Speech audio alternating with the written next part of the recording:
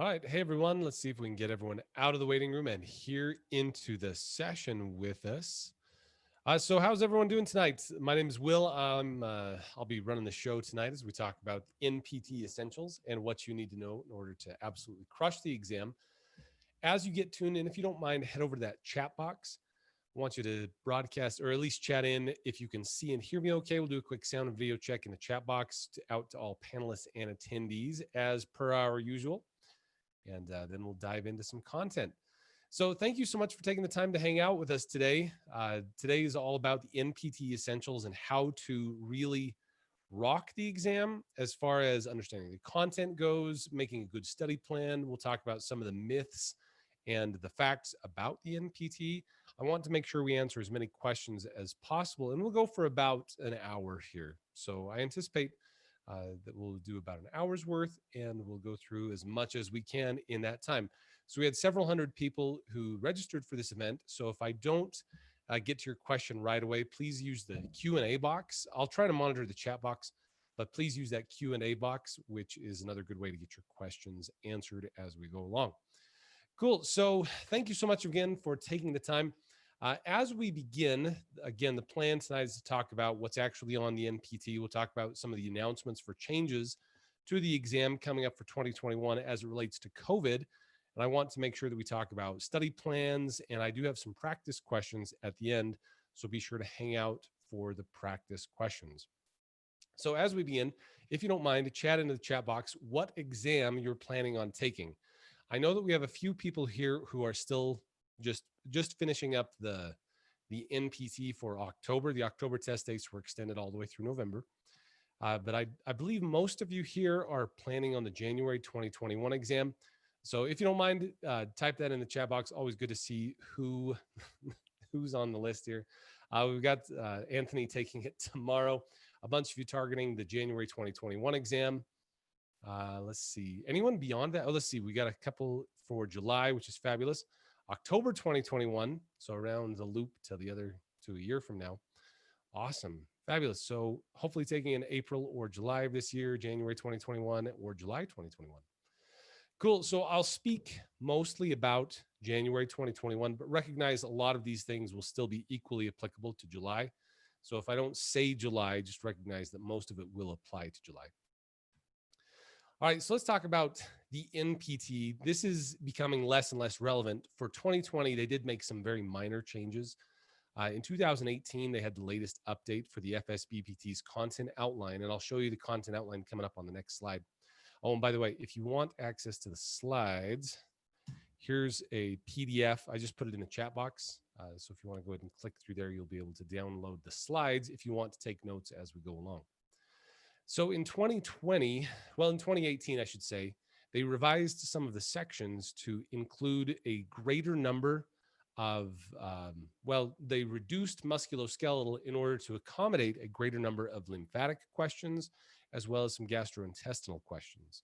So you can't expect those to show up on the test. They have decreased over time. They've decreased the amount of non-systems questions. There are still a fair amount, and I'll show you the amount here in just a moment. But generally, the change is that musculoskeletal is still the largest section, but they did reallocate some of those questions into the lymphatic and gastrointestinal section. PTA had a very similar reallocation, but really no major changes, and they're not planning another change until 2023.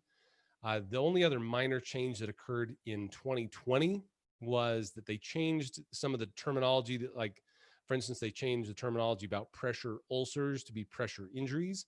And then they also updated blood pressure guidelines. And I have a blog post about that. So if you go over to ptfinalexam.com, you can read up all about blood pressure guidelines.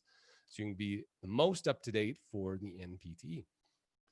So here is the content outline for the exam. So content outline, most of you are already familiar with this. I think I even have a few of you here who have been a part of the class that I run each quarter, the coaching class. But for those of you who are not familiar with this, this is probably the most important document you'll see all day. This tells you how many questions are in each section of the exam. You can see that it's represented most heavily in the big three: cardio, musculo, and neuro. This goes across the three work activities: examination, differential diagnosis, and interventions. Most of the time people have problems with interventions, it seems like, and I think that's primarily because manual interventions, mobilizations, and contraindications to interventions has I don't want to say it's our weakest part, but a lot of times it's our weakest area, simply because we understand the diagnosis, but we don't know how to apply that to a clinical case. And the interventions are obviously very, very clinical because it's how you treat the patient. So a lot of times people have troubles with interventions, and we talk about that a lot in our class, getting through the interventions. And then you can see the other systems here: integumentary, metabolic, gastrointestinal, genitourinary, lymphatic, and system interactions. But most of the exam is made up by the big three systems: cardio, neuro, and musculo. The non-systems is another one that a lot of students have troubles with. The non-systems, it has about 30 to 35 questions, but it crosses 5 different content areas, including equipment, devices, therapeutic modalities, safety, professional responsibilities, and research and evidence-based practice. So all this is publicly available information about the number of questions that are on the NPTE about each of these sections. Let's see. So a question comes through the Q&A box. Hey, is this session going to be recorded and shared like the last? Yes. So currently being recorded, and we'll share that to individuals that are interested in getting the recording afterward. I've got the slides posted. If you go to the chat box, you'll be able to see the slides. So here is the content outline. This is what you need to know for the exam. And the reason I start with this is because it's important to understand what the mechanics of the test are, so that you can study appropriately and proportionately to the amount of questions that will show up on the exam. So now let's talk a little bit about COVID. So back early this spring, obviously that was when the big shutdown started happening related to COVID. And in fact, all the test centers were closed for the month of April, which meant that all the April test takers had to be deferred all the way into May, and some of them even postponed all the way till the July exam. What they've been doing is, because of social distancing, Prometric can only accommodate so many students each time. And so therefore, what it means that there are fewer test seats available. And so therefore, they've had a lengthier test window. So for instance, for the October exam, which was supposed to be October 27th, there is an exam window which goes all the way through the end of November. In fact, we have a few people here tonight who are taking the exam this month and maybe even late this month. But as far as what's happening, one of the big changes for the January exam is that window is decreasing significantly. So instead of being a 30-day window, they have extended it to be about a 2-week window. And that just means that you'll have a 2-week window to schedule your exam. So I have these listed here. This is straight from FSBPT. The PTA exam, by the way, do we have any PTAs who are here present? If you're a PTA, I want to give you a shout out. Are you a PTA or targeting the PTA exam? We always get a few. We're always welcome to have the PTAs. Always fabulous to have you all. Awesome. Yes. I'll give you guys a great shout out. PTAs are awesome. So the PTA exam will be January 6th, and the window will extend all the way through till January 20th. And then the PT exam will begin on January 26th and extend all the way through February 9th. Now, they do have a big caveat on the registration page, where they want most people to take it on the first day, on January 6th and January 26th. But they do recognize that social distancing and limited seat availability makes it so that it's more difficult to schedule. And so therefore, that's why they have the extended window, but it's not as lengthy as it has been. And really what they're trying to get back to is the 1-day test event, so that everyone takes it the same day, everyone gets the score the same day, and there's no possibility for cheating for someone to come out and then tell someone else about the exam. There is no change to the cut score. That was a big question that came out around COVID, was because of the stress and the social distancing, would they change the cut score? There is no change in the cut score, meaning that you have to score the same 600 out of 800, which I'll talk about here in a little bit.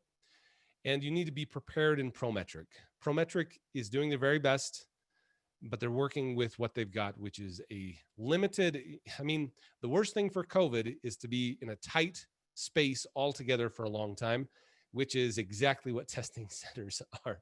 So therefore, They require you to wear a mask the entire time. So those of you with glasses, make sure to get the anti-fog shield.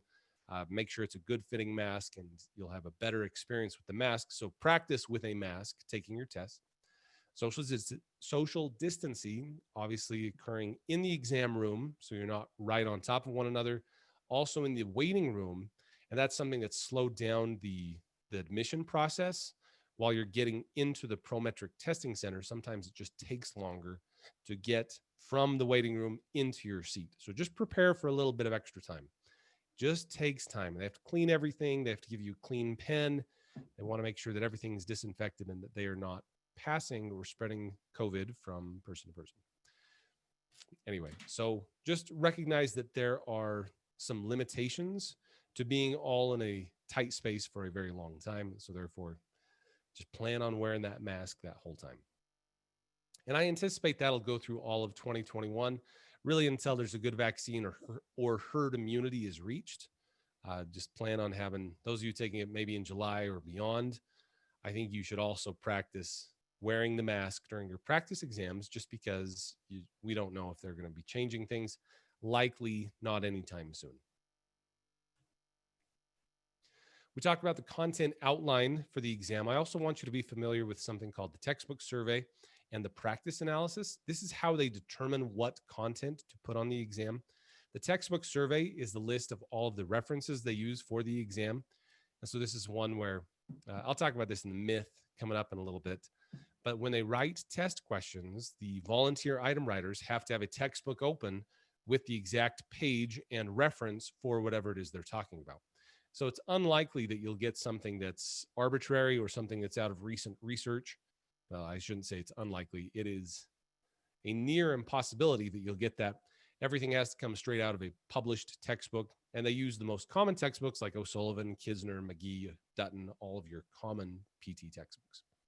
And same for PTAs as well.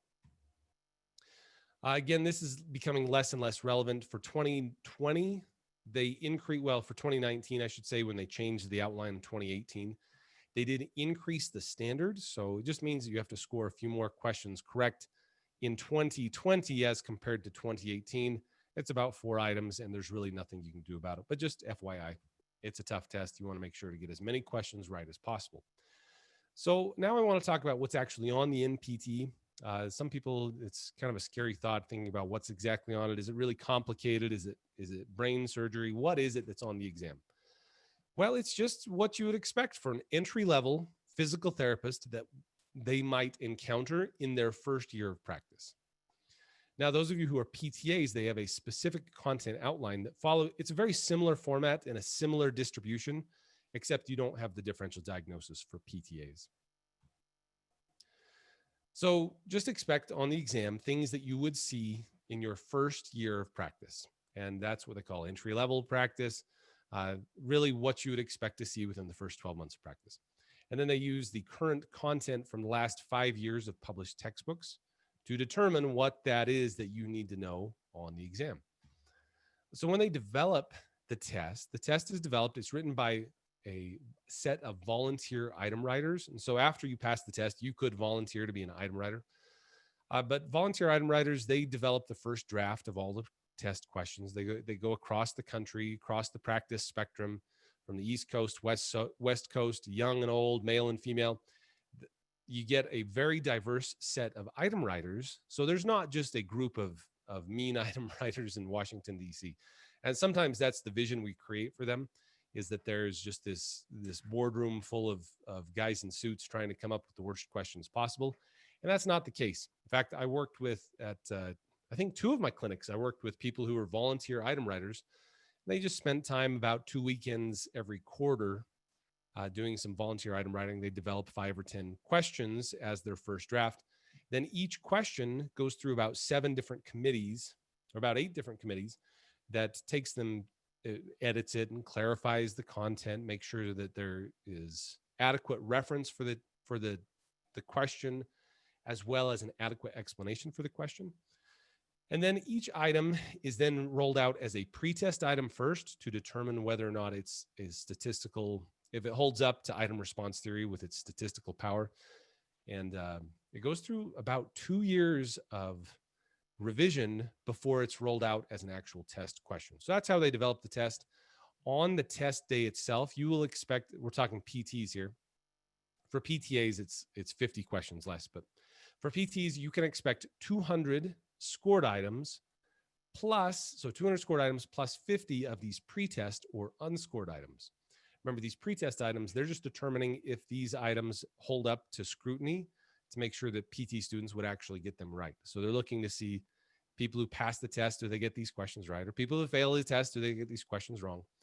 And on any given exam day, there are a number of exam forms.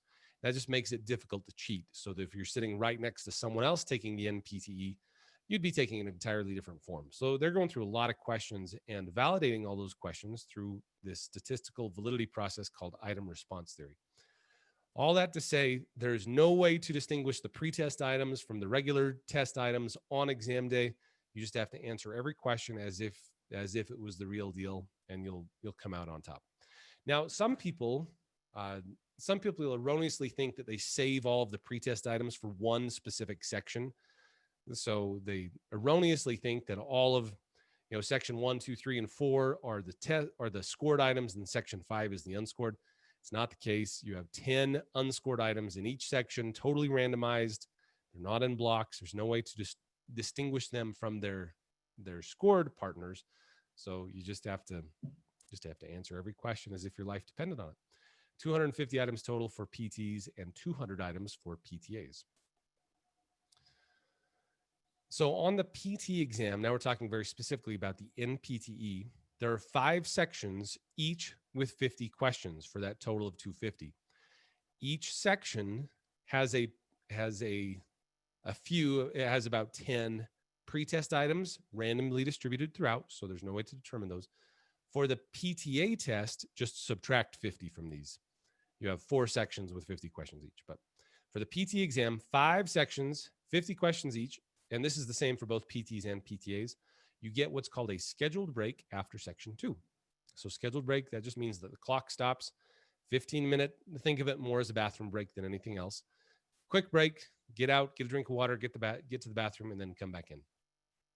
While you're navigating the test, you can strike through items. This is just for your convenience as you navigate through the options. It helps you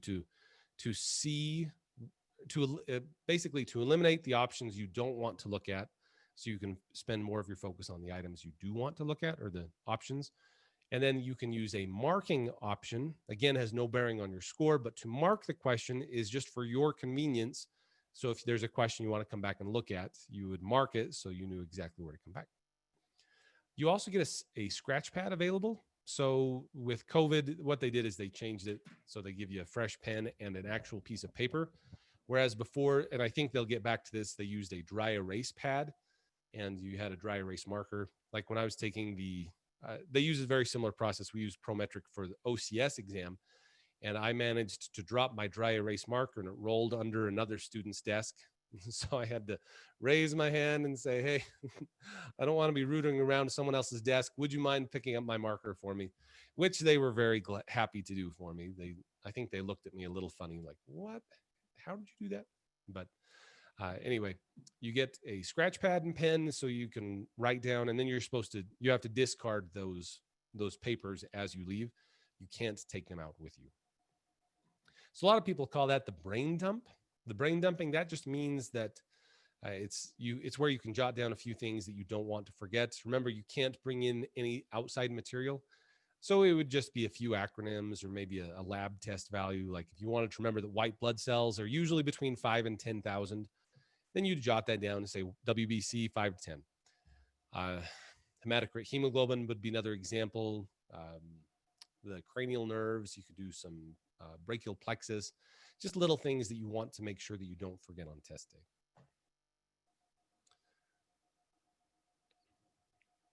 Let's see. So Ruba asks a good question. Wait, are there unmarked questions so that we can so even if we get them right, they won't boost our score? That's correct. The unscored items have no bearing on your score, positive or negative. So on the test, you'll have, again, for the PT test, for PTs, you have 200 scored items and 50 unscored. And these unscored items, this is where you get to be we'll just, not that you're unwitting or unwilling, but you are a default guinea pig for these questions, meaning that the 50 unscored items, these items are tested on you. And what they do is they look and see, did a person who passed the test get those 50 right? And did a person who failed the test get those questions wrong? And that's what's called item response theory, where they use statistical measures to make sure that they're issuing valid questions on test day. So 50 unscored item randomly distributed throughout, no way to move them, no way to distinguish them. So you just answer every single question, just the way it goes. All right, any questions so far? Questions or concerns about anything we've talked about?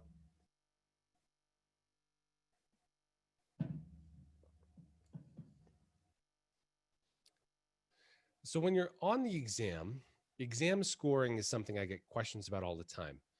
To pass the exam, you have to have a 600 out of 800 scale score. Those of you who are quick at math, you'd say, oh, that's pretty close to 75%, right? Well, not exactly. The actual passing score is usually raw score is about 137 out of 200. So that's right at that 68, 69%. So was it about 68 to 69% correct in order to get a passing score.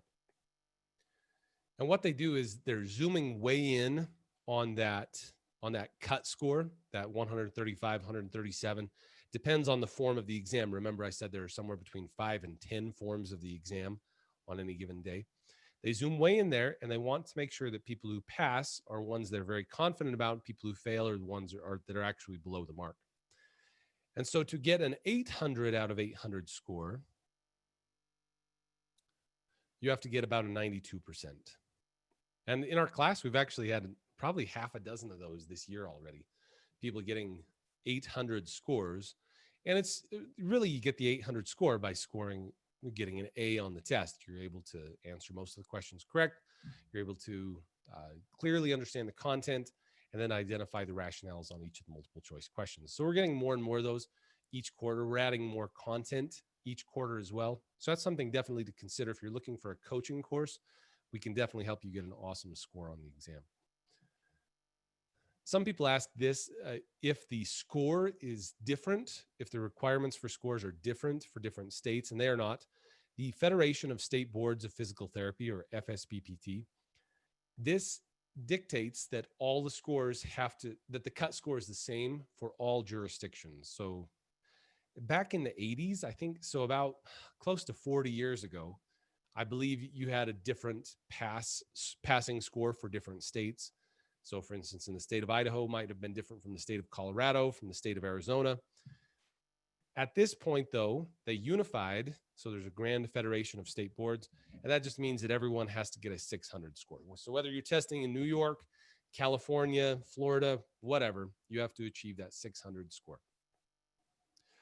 The exam scoring is done automatically. It's an electronic exam. So I don't want to say there's no room for error, but it is an automatic generation of scores. So there's no manual score being taken by, a teenage employee at Prometric. It's nothing like that.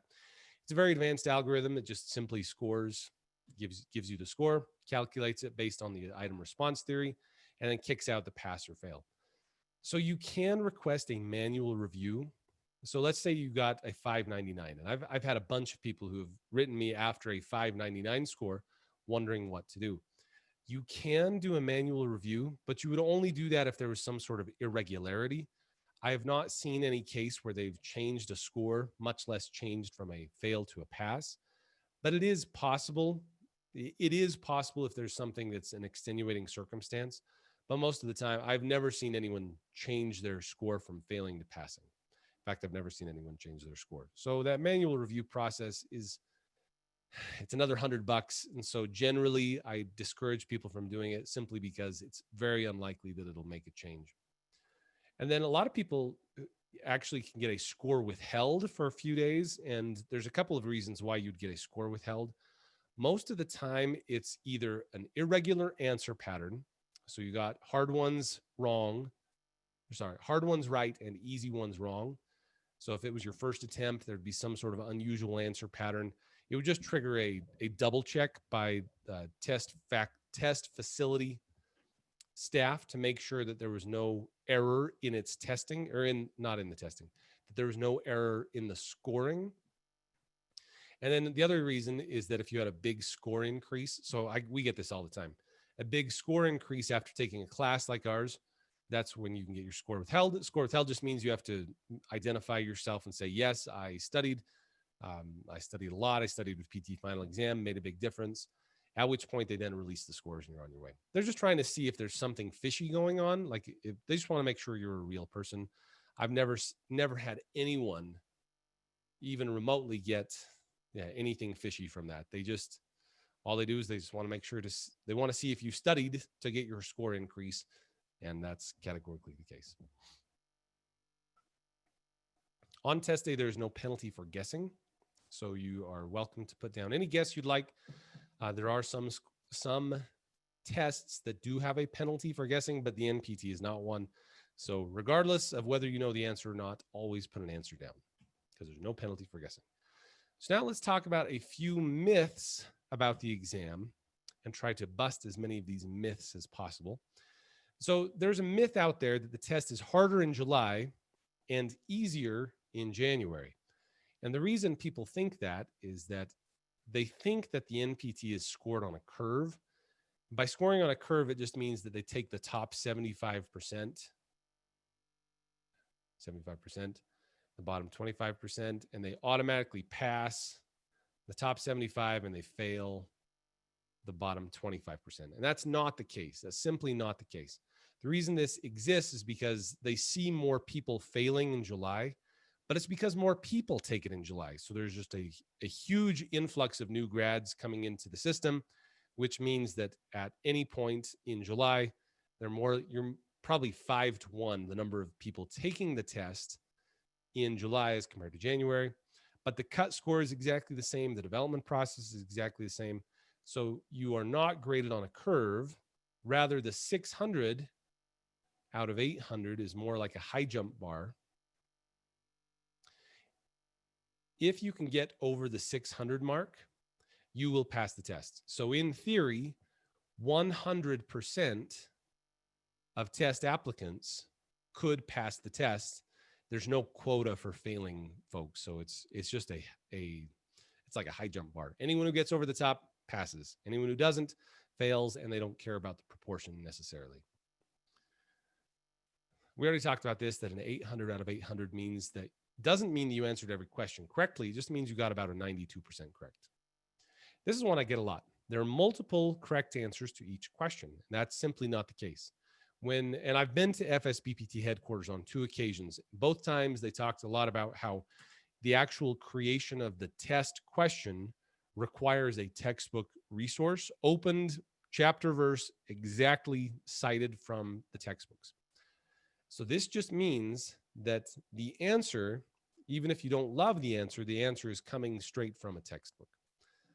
And so therefore, you'll save yourself a lot of emotional energy when you're on the test, and you just tell yourself, hey, I'm looking for the most correct answer. I'm looking for the most correct. If you look at it that way, you'll save yourself a lot of heartburn. This is another one. I don't want to necessarily go to bat for FSBPT.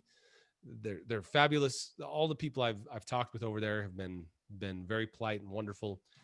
And the thing I just wanted to dispel here is that the FSBPT, even though they administer the test, it's really your peers that are writing these questions. So it's not just a bunch of suits in Washington creating the questions. It's PTs who are actually on the ground with experience writing these test questions with textbook reference.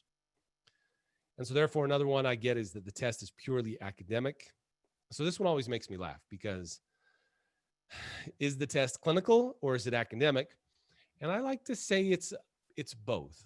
It's a clinical scenario talking about a patient, a case, something that's happening to a patient, but you're applying the academic knowledge to that clinical scenario. So it's like what they try to marry the two topics together, or the two ideas together, being not just purely academic.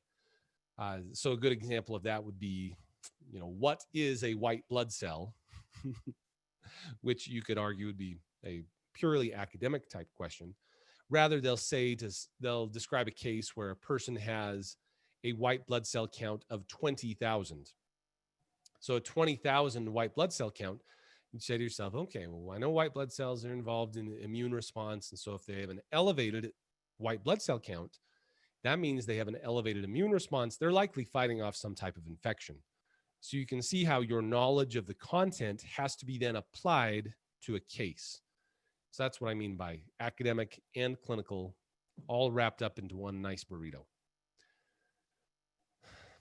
Another one, this is a myth that I've gotten recently. So I have seen zero evidence for this. And I guess I could be convinced if I did see evidence, but I've heard people indicate that there is a myth out there that the test is graded based on your educational background, meaning that if you're foreign educated outside the United States, that you have to pass a higher bar in order to pass the test. As it's simply not the case. The test is graded automatically. Prometric is the one that administers it and creates and has the system in place and then reports the result back to FSBPT. So the question in my mind is, who would be steering this ship in order to discriminate against folks who are either foreign trained or of a different background? I just can't see where in the system that would fit. Now, the reason this myth exists is because foreign trained applicants have a pass rate of about 26% on their first attempt, which is awfully low. I mean, it's one of those things you're just like, shoot, what's going on with applicants that were trained outside the United States? And every time I've talked to folks who were trained outside the United States, the things that come to me are, number one, very often their training was not with multiple choice questions. So they have to accustom themselves to a different type of exam, which can be very, very frustrating to accommodate or to get accustomed to a new way of asking questions. Like, for instance, people who take the test in Canada have an actual clinical exam as a part of their physiotherapy competency exam. You have to do an actual clinical in addition to a type of NPTE, but it's different. They do story-based questions. It's just different. So number one, the questions are different. Number two, usually the timing is different, meaning that very often, like I just had a guy just yesterday, he messaged me to say that he passed his test at 60 years old, having graduated in a different country, graduated outside the United States. He had graduated and practiced for decades in his home country and was now immigrating to the US. And so his coursework was very far removed from his test date by decades. He'd been practicing for nearly 40 years before he had to take this test again. And so that makes it even more difficult to try to remember all the vast scope of content you learned in PT school. So all that to say that if you can get the 600 out of 800, you will pass. You just have to make sure you know the content, identify how the test is written, and how to answer multiple choice questions, and you'll be able to get over that bar. And so, like in our classes, like when I'm running our live coaching classes every quarter, we generally have about 40% of our students who are foreign educated, and we get them through at a very high rate, much higher than the average 26%. Usually we're pushing up to 70 to 90% pass rates. And it's because we expose them to the content. We talk about practice questions. We really work on how to crush the NPTE so that you have all the tools in your tool belt. So a couple of questions. So Santosh asking, can we go over the COVID-19 restrictions again?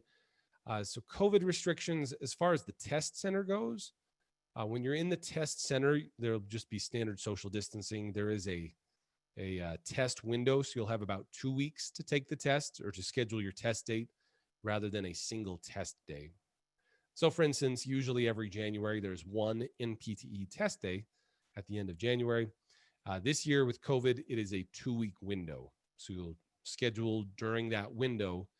And it's just a matter of which day the Prometric Center has space for you.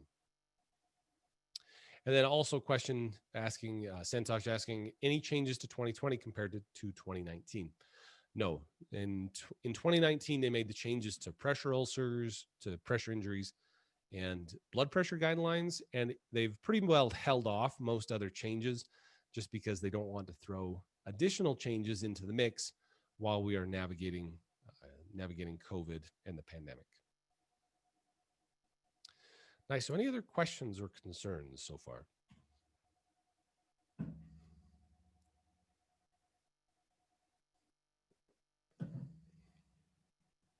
So let's talk briefly about how to study and prepare well for the NPTE. So one of the things that I really like to encourage students to do is what's called distributed practice. Distributed practice just means that you spend time on day one studying topic number one. Then on day two, you spend a few minutes reviewing what you looked at the day before. Then you study, in addition to that, you study topic number two. It just makes you more, helps keep things sharp in your mind, because a mistake, one of the or the study mistakes I see a lot is that on week one, they'll study a certain topic, but then on week 2, 3, and 4, they don't look at topic number one anymore. And by the time they get around to it again, they have forgotten the content they learned in week one. So therefore, you just spend a little bit of time every day reviewing notes from what you studied the day and the week prior. And the idea is that as it locks in deeper and deeper into your brain, that you could increase that time period between review periods. So increase that time. So instead of studying topic number one once or twice during the week, you would maybe study it once every other week just to make sure it stays sharp. Randomized practice, this is something that has been shown to really help information stick in your brain when you, and this is what practice testing does for you, is it forces you to think about multiple things, draw from different parts of your brain at the same time. By so doing, it forces you to really deepen your understanding of that content. And so that's why I like the idea of bouncing between topics, but you can go to excess here and be scatterbrained. You don't want to do that. It just means that you want to study a topic on day one, study something different on day two, plus 10 minutes looking at what you looked at the day before. And I talk about this a lot in our class on how to stay sharp in the content so that it doesn't disappear for test day. And then the biggest one probably is practice testing. Taking practice exams in a test environment is the best thing to help improve your test taking skills. High density, high yield studying, this just means that when you sit down to study, that you study. Very often we have our peak focus, which lasts for about an hour, 30 minutes to an hour, and then it starts to slide off. So usually at that 1 hour mark, it's time to take a break, or as soon as you feel your concentration start to wane or to fall off, take a short break and then go at it again and try to bring your concentration and focus back up to your full potential. And that's why I get people who email me. I remember this one student in particular emailed me to say, "Hey, Will, I studied for 12 hours a day for 6 weeks and I still failed the test." And I had the question, okay, so you studied for 12 hours, but you were planted in the chair for 12 hours. But how much of that 12 hours was actually effective? And it's really only about 2 to 4 hours of really effective study time, with the rest of it just being in the chair, staring at the page blankly. So just make sure when you sit down to study that you're high yield, high density study. Also study with a goal. Make sure you have an idea of what topic it is that you're going to master today. And then finally, I like to take a good holistic approach. Make sure you're taking care of yourself, both with sleep, adequate nourishment, adequate social interaction. You want to make sure that you are well-rounded, but still spending the appropriate amount of time on the content so that you don't want to waste your time, because the more time you have, the more time you waste.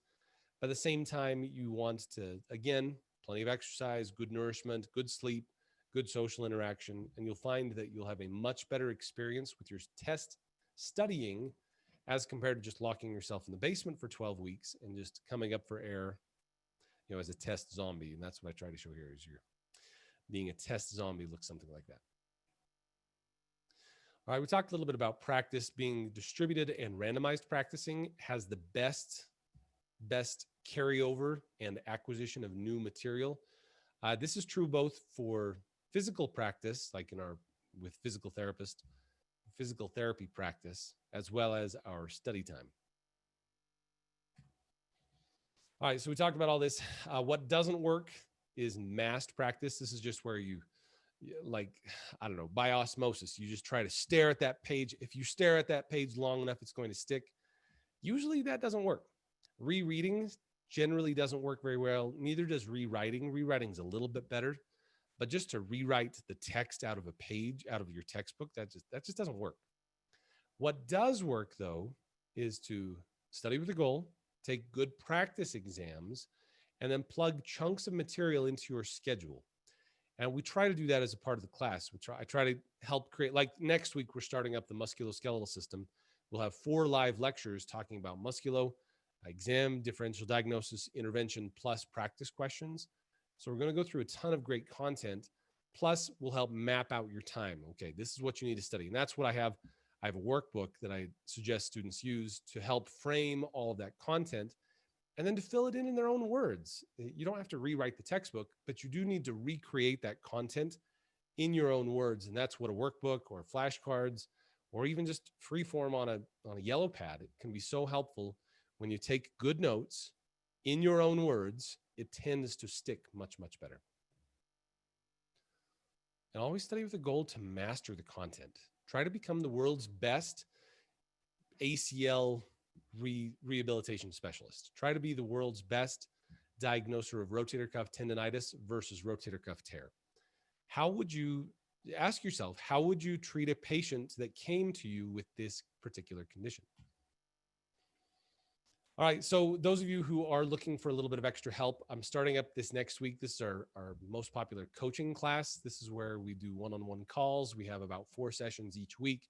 The holidays will make it a little bit odd with Thanksgiving, Christmas, and New Year's. So we try to accommodate around those, but generally about 4 times a week. It's in smaller group sessions, so you can expect somewhere between 20 and 30 students. So it's generally not very big. It's a place where you can get all your questions answered. It's really only about a third the price of what I've seen others charging for the same thing. Plus, we include 3 full practice exams, video library, written material, including a study guide, a workbook key, and there are some partial scholarships available. So if you have some specific needs, especially if you're in military or associated with military, send me a quick email. I want to make sure that we get our military heroes and veterans taken care of, especially with Veterans Day coming up tomorrow. Happy Veterans Day.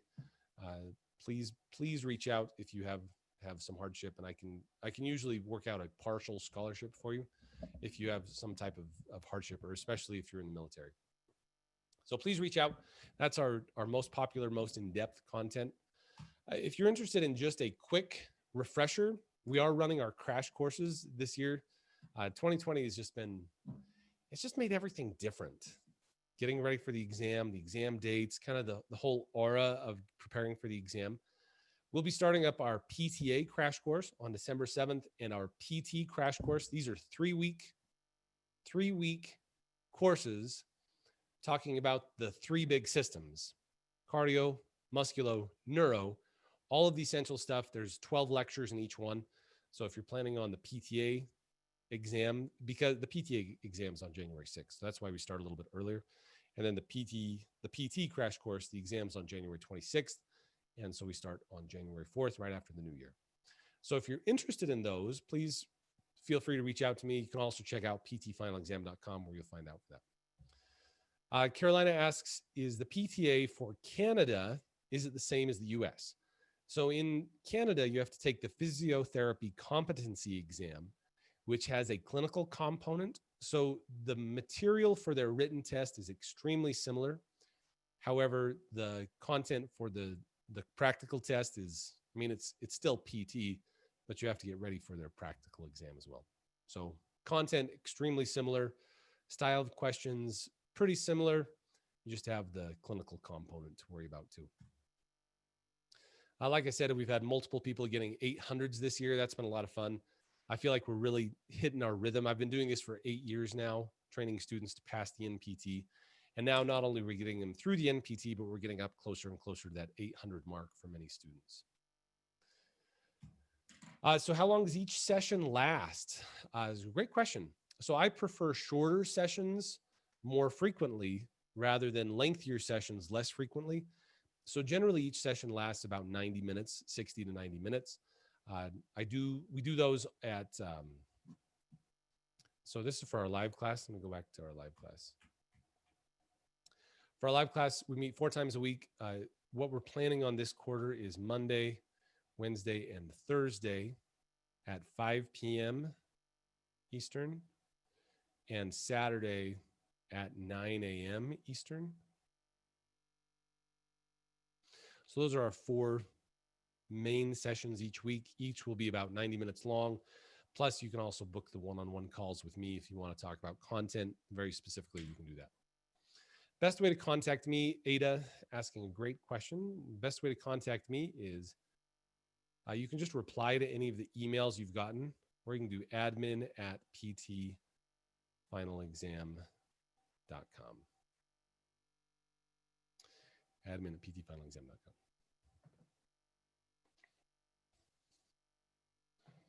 Nice. All right, so let us, think of any other questions you have, because I have some questions for you now. I promised you some practice questions. So let us go ahead and do some practice questions. I just have to hurry and quick pull up the poll. So stand by for one moment while you think of any questions.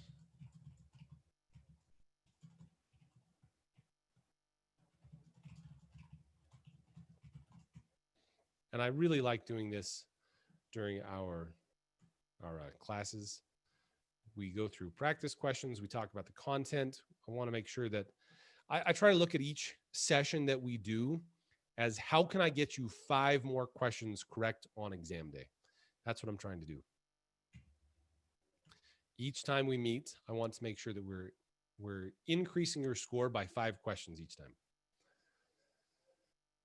Let's see, Ada, do you have a course for the PTA exam starting soon? So we invite PTAs to join our coaching course. It's the full live course. We go through the content. I've had many PTAs take the class with us, and they've had extreme success just because we talk about the why for each question. Obviously, the content outline is slightly different, but it still goes through the main big systems: cardio, neuro, other systems, non-systems, all that. So some slight differences in the content and the question structure, but generally a really good fit. So we definitely invite PTAs to join us if you're interested in that one-on-one interaction. Let's see, Juan, does this test show you what section you're currently in? Ooh, good question. Yes. So when you're on the test, it'll show you which section you are completing. And when you're going through the test, generally you'll have about 72 seconds per item. Well, that is, if you do the math, you have 5 hours, 5 sections, 250 questions, 72 seconds per item. I tell people to focus on big chunks of time. So at the end of 1 hour, they should have completed 50 questions or a full section. So at the end of a half hour, you should have completed about half of that section. And so I use that as my gauge when I'm taking the test questions to make sure I'm on track. Let's see, I sent a question to email about retaking exams with a content area of musculoskeletal being the weakness. Right, so yes, and I remember this email you asked me about. So those of you who have a specific weakness, as far as addressing that weakness, you have a couple of things that you need to do. Number one, you need to make sure you have identified what is on the test in that section. So musculoskeletal, obviously we're going through examination, differential diagnosis, and interventions, and review guides can help you do that. Obviously, like the study guide we have or the workbook, take you through kind of the bullet point list of what's in the musculoskeletal system. And then my biggest suggestion to improve your scores in the musculoskeletal system is, and this is true for all the systems too, but especially musculoskeletal, the better you understand the diagnosis and the mechanism of injury, the better you'll be able to understand how to differentiate it from others and to create an effective intervention plan.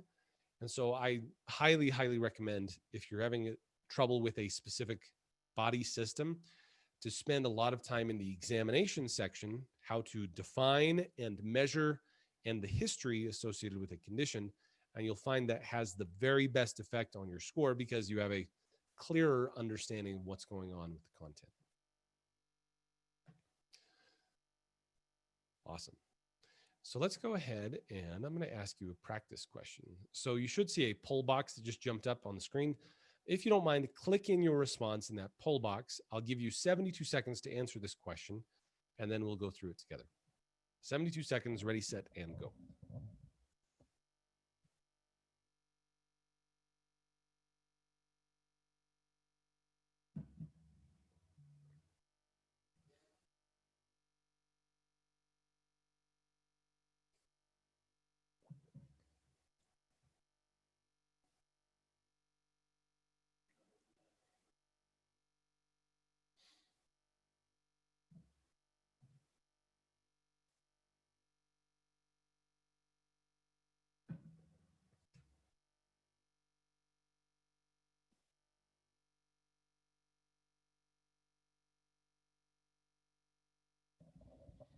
All right, about 10 more seconds.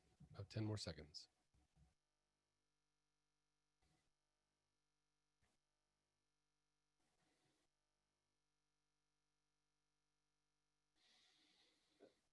All right, so this is a tricky one. I admit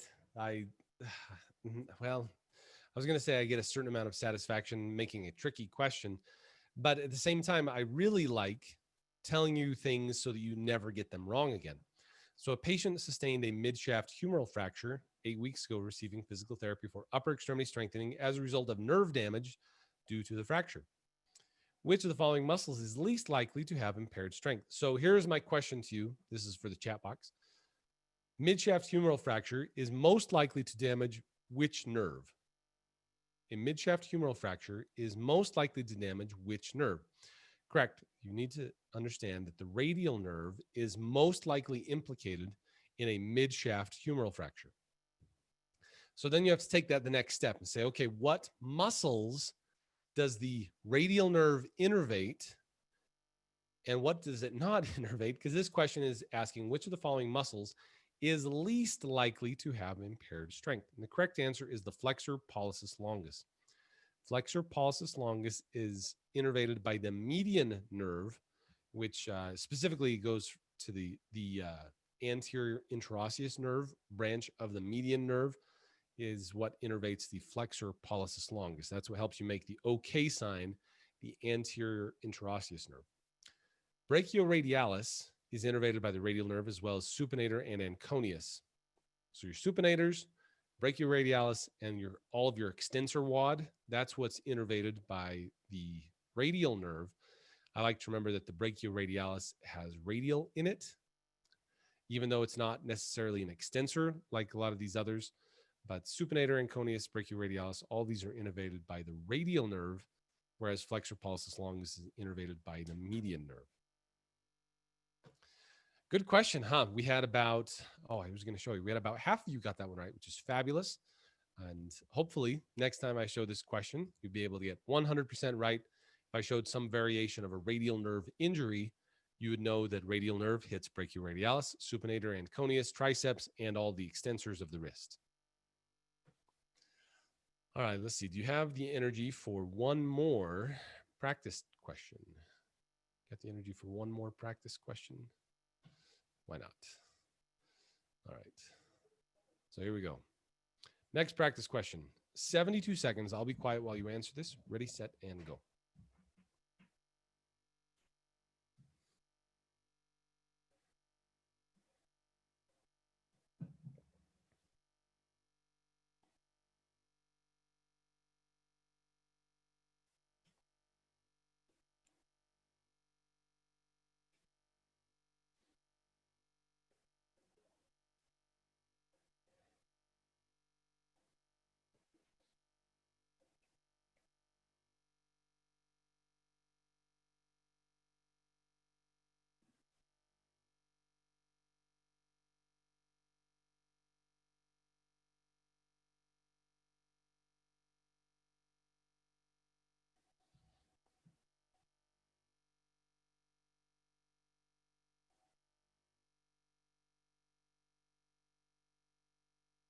All right, about 10 more seconds.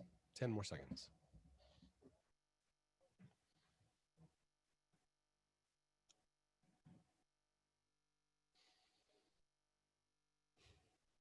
time.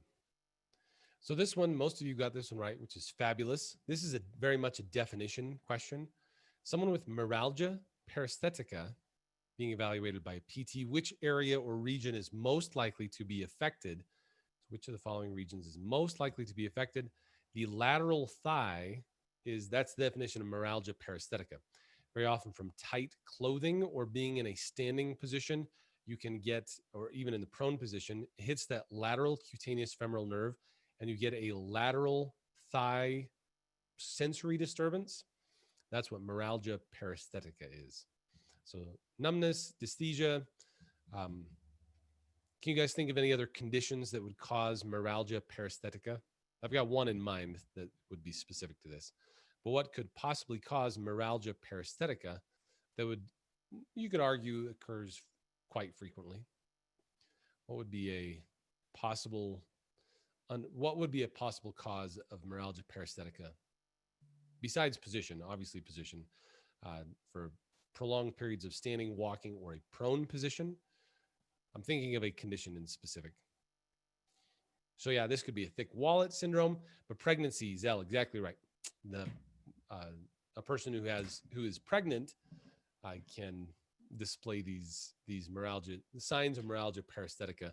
Again, it's that positioning, being in a highly extended position and compresses lateral cutaneous femoral nerve, resulting in the paresthesia and sensory disturbances on the lateral thigh.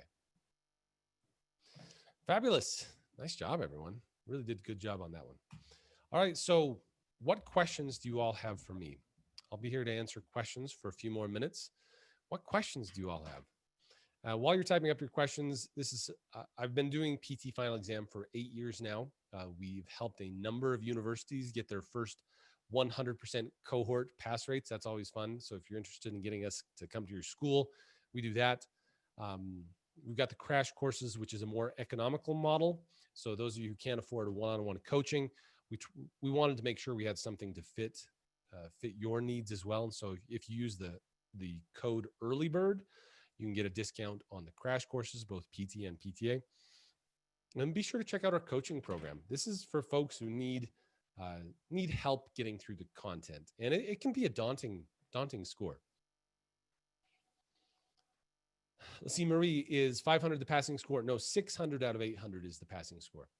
So you have to have 600 out of 800 for passing the score. Yeah, any other questions while you've got me? As always, be sure to check out the podcast. We've got a free podcast. If you're looking for free resources, check out the NPTE podcast. You'll be able to see our logo, the PT final exam. I run that. It's a lot of fun going through practice questions as well as test strategies. So be sure to listen to the NPTE podcast and share with all your friends. Let's see, Jamie asks, if I'm taking the exam in April, when should I start the live course? So the April course, we'll be starting that up. We will start that up in February. So I'd highly, highly recommend you sign up at the end of January as a good target for the April exam. So April exam will be starting up in February. For the January exam, we're starting up next week. November 16th is going to be phenomenal. We had a lot of really good feedback this last quarter as well, going through even more content. See, where can we hear the podcast again? So if you want to find the podcast, it's called the NPTE podcast. That's a good name for it, right? The NPTE podcast. And you can find that on iTunes, Google Play, and Spotify. Anywhere you find podcasts, it will be there. I guess I can't categorically say that because maybe someone gets their podcast somewhere else, but all the big ones, iTunes, Google Play, and Spotify. So Ruba asks, those who registered for October still have the access to the January live courses, right? Yes, that is correct. You get 9 months of access to the content. So Hannah asks a good question. Someone taking the July exam, when would you suggest beginning a more rigorous study schedule? So between now and test day, I would recommend about 3 hours a week going through content, just spending some time with some flashcards, just priming the pump. And then about 10 to 12 weeks before exam day is when you should really pedal to the metal, ramp up your study time. So we're talking in May, and we'll start up another class in May. For those who are taking the July exam, you'll start up your study time You'll start up your major study time in May to prepare for July.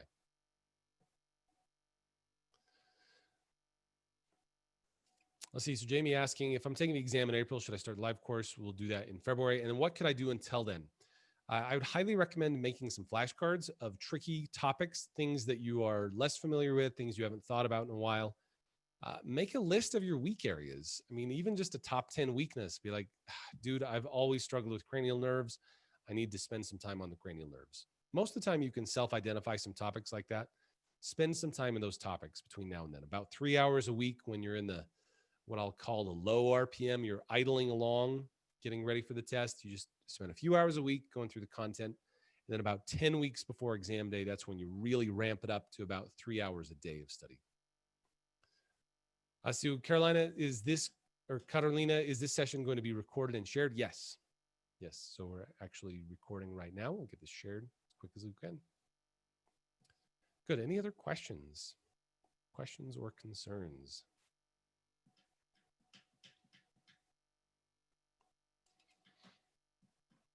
Let's see. Ooh, Zell asks, what is the best way to study the other systems? So my favorite way to go through other systems, I found that Differential Diagnosis by Goodman is probably the very best book for that. Differential Diagnosis by Goodman.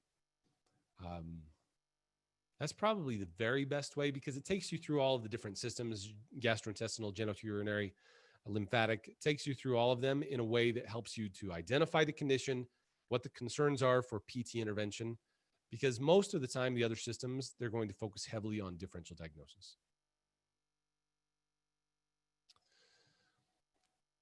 So this is a really good question coming across the Q&A box right now. If you haven't tested in a long time, would you still recommend the same study schedule of study intensely for only 3 months prior to taking the test? No. So those of you who have been out of school for a while, who are distant and far removed from the content, you need to plan on about a 6-month study schedule. Now, it doesn't mean you have to be pedal to the metal 3 hours every day for 6 months, but it needs to be most days for 6 months. So those of you who have been out of school for a while, maybe those of you who are reinstating a license, or those of you who have a hard time, like I had a student last year who had a severe learning disability, and he was on the 6-month plan just because it took him more time.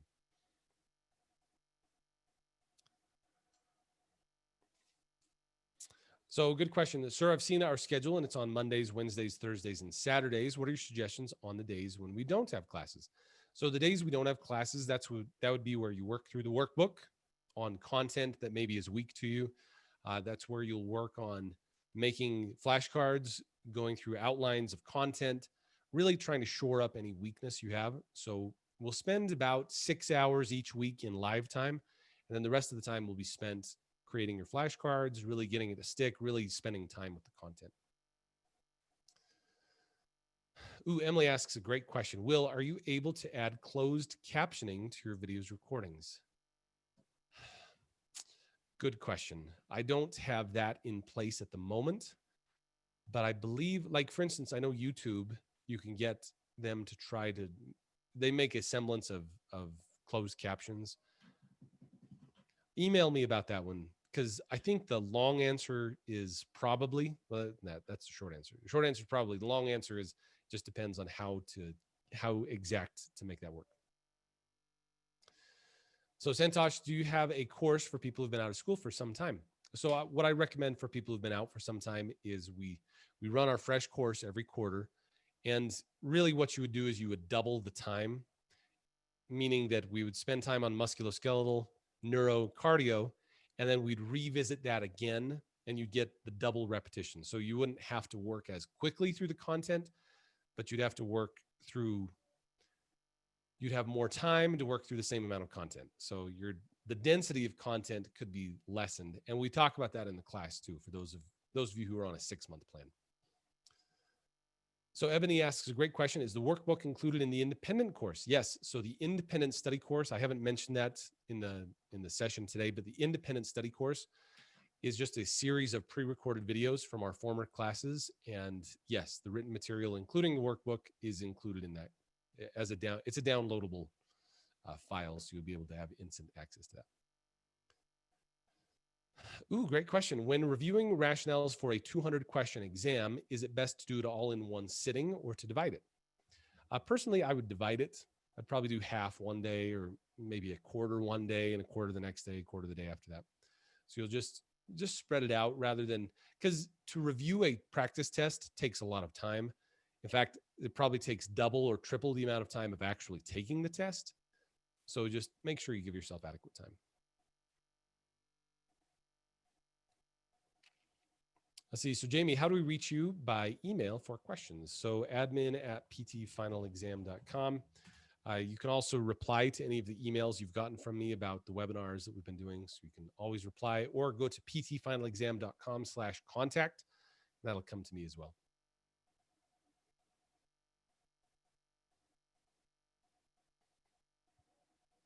So, Bobby asks a great question. Is it more beneficial to focus on textbooks rather than review books like Score Builders Therapy Ed or PT Final Exam?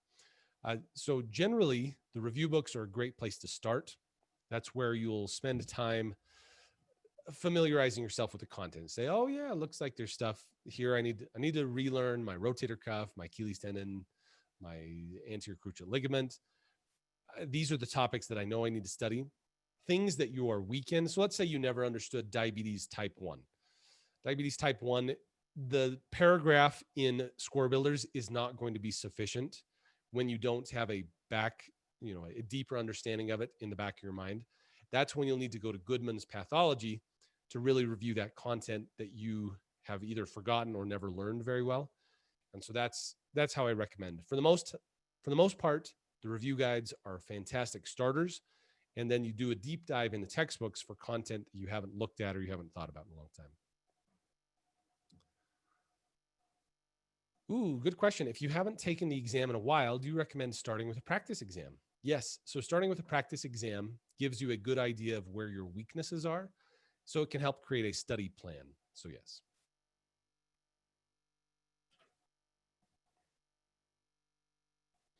Ooh, let's see. Ilian, to enable the closed caption for your own use, you can sign. Cool. Zoom has it. I've never used it in Zoom. I'll try that next. We're doing another free session on Thursday. So those of you who are around on Thursday at the same time, we'll be talking more about multiple choice questions and how to answer multiple choice questions best. And we'll do some more practice questions. So Thursday, same time, same place. I'll be sending out some emails about that. So watch for that as well. And we can try out the closed caption. Oh, that's going to be fabulous. So Ilian, thank you. Or Elon, sorry. Elon, thank you very much.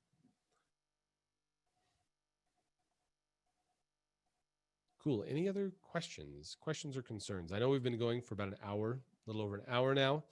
And I try not to make my sessions lengthy because I like to work during that peak focus time. I know there's some who do like 2 or 4 8-hour sessions, and my brain just can't stay focused for that long. It's just important to work in smaller bites and make sure you are at peak focus for a set time. Ebony asks, if you've been removed from PT for a while and need to take the 6-month path, is it necessary to buy new textbooks? Sure, Goodman's the 4th edition. If you're more than 2 editions out, I'd probably recommend updating. Like for instance, at least move up to the 5th edition of Goodman. I believe they're up to the 6th edition now. So being 2 editions back is probably too much. But just 1 edition back is usually not a big deal.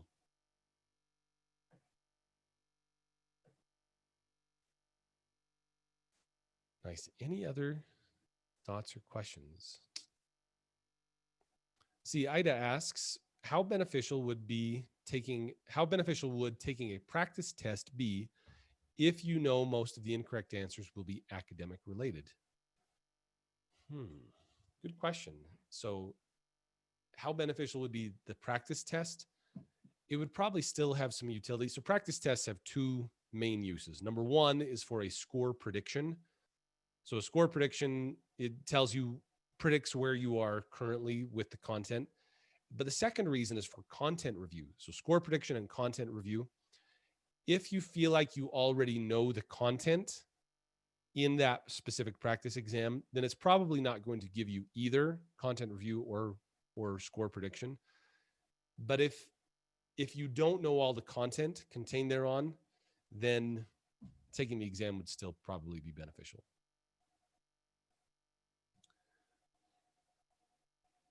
Let's see. So Nancy asks about the addition of Goodman. Let's see. Are you talking about like Goodman's pathology? Or no, we're talking about Dutton. Sorry. Dutton, what are they up to? Like I've got the 3rd edition sitting here. 3rd edition is probably pretty good. I think they're up to the 5th edition. So in fact, that's on my list this week actually, is updating some of my textbooks. But yeah, 3rd edition is probably getting a little bit back there. Not irrelevant, but certainly worth at least considering. Considering everything, might be time to upgrade some of the books.